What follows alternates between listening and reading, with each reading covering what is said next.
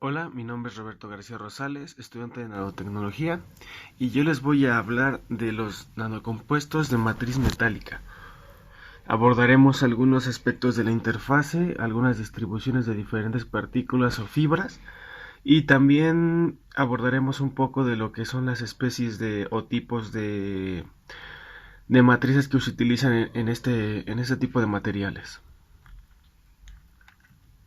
Bueno, como introducción, estos materiales no son como digamos los más muy nuevos, ya que estos materiales han sido utilizados desde hace décadas, por ejemplo, en el hogar, en la industria aeroespacial, en la industria aeronáutica, en la automotriz, en algunas instalaciones de industrias más grandes, ya que estos tipos de reforzamientos en los metales bueno, como decía, no son muy nuevos. Por ejemplo, en el hogar hemos visto que ya han sacado, bueno, que se han ya utilizado sartenes de acero quirúrgico reforzados con partículas ellos les llaman diamantes, pero en verdad son carbón, partículas de carbón, las cuales hacen que el material sea más duro y por lo mismo sea más resistente a ser rayado.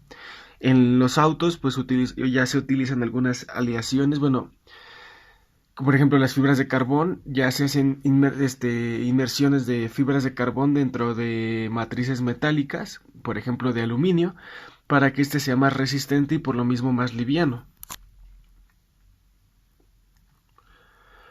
Bueno, hablaremos un poco de las matrices metálicas como tal, que forman un grupo de materiales de los más estudiados, como habíamos dicho, de las últimas décadas, para la obtención de propiedades que son imposibles de conseguir en un material monolítico.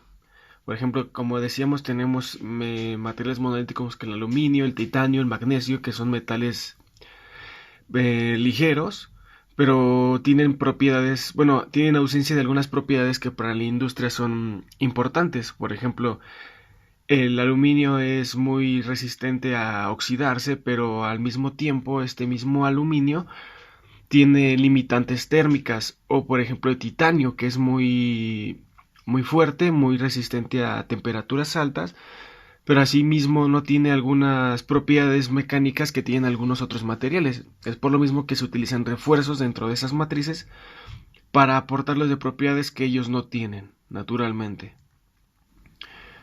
Bueno, el objetivo de esos compuestos es el diseño óptimo de un componente que demanda un conjunto de propiedades.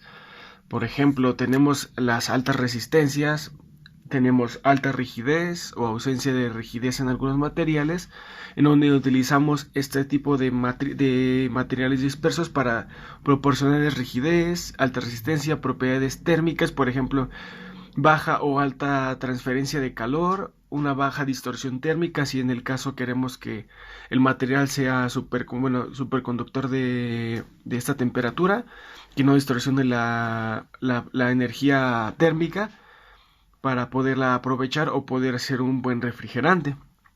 O bueno, que el material se pueda refrigerar fácilmente. Se dice que el material que optimiza estas combinaciones es el material que merece la pena ser fabricado.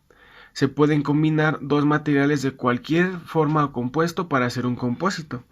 Por ejemplo, en el caso de los materiales de matriz metálica, sabemos que un compósito es un compuesto de dos o más materiales de matrices distintas. Tenemos materiales cerámicos, metálicos, polímeros, vidrios. Un compósito es la unión de estos tipos de materiales. Podemos tener matrices metálicas con dispersiones de polímeros. Si tenemos alguna propiedad que es interesante para nosotros, dispersión de partículas o fibras de cerámicos, como es el caso del aumento de rigidez o de aumentar el módulo de elasticidad.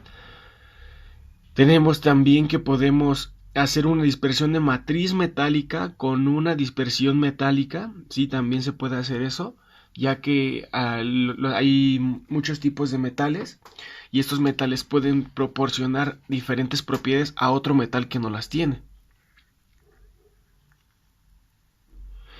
Bueno, ¿cuáles son las clasificaciones de los materiales de matriz metálica? Bueno, hay muchas referencias, ya que algunas referencias indican que se clasifican en de acuerdo a la dispersión o los tipos de materiales de refuerzo, a los tipos de morfologías de refuerzo.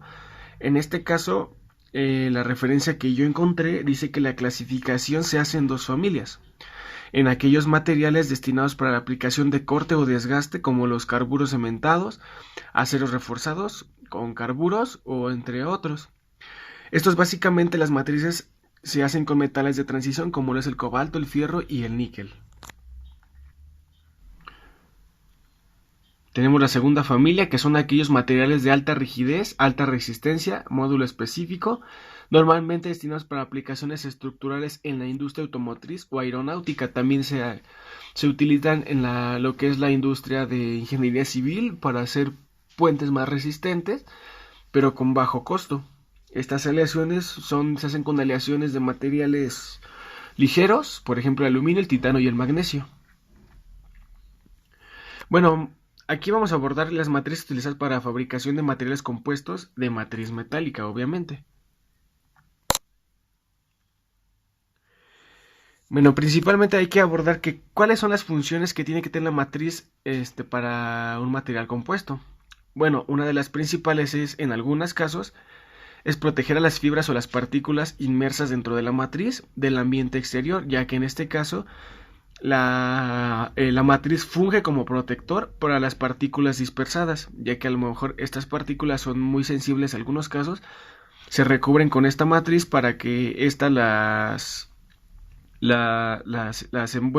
envuelva y las proteja de ambientes exteriores. También proporcionan una unión sólida de los elementos que constituyen el refuerzo, al unir las fibras entre ellas, pero separadas para evitar que la transmisión de grietas a través del compuesto, sobre todo en el caso de refuerzos con fibras continuas.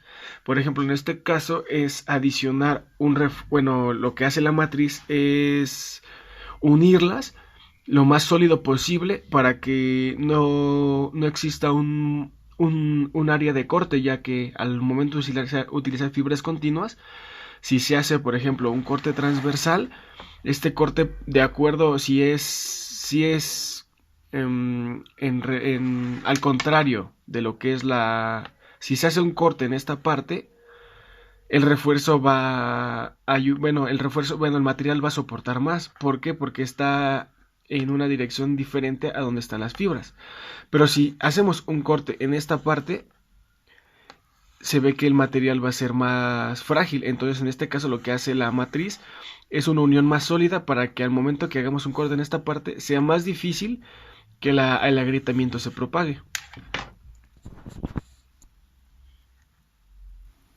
También utilizamos las matrices para repartir las cargas entre los elementos de refuerzo, ya que al momento de la matriz va a fungir como un material que va a repartir ese esfuerzo que se va a aplicar en todo el material para que ese refuerzo sea distribuido por toda la carga. Por ejemplo, tenemos un aluminio, el cual se le aplica una carga y aquí se va a distribuir todo.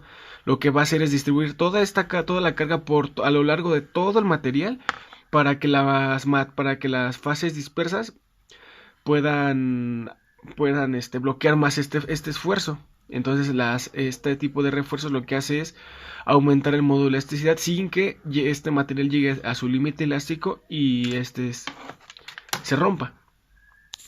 Y por último, las condiciones que para utilizar partículas de compuestos puede exigir que la matriz pueda ser resistente a atmósferas corrosivas u oxidantes, o una buena resistencia mecánica en ambientes calientes, como lo es el caso de materiales que se utilizan en motores de combustión interna o materiales que se ocupan para ponerlos a la intemperie o en ambientes oxidantes.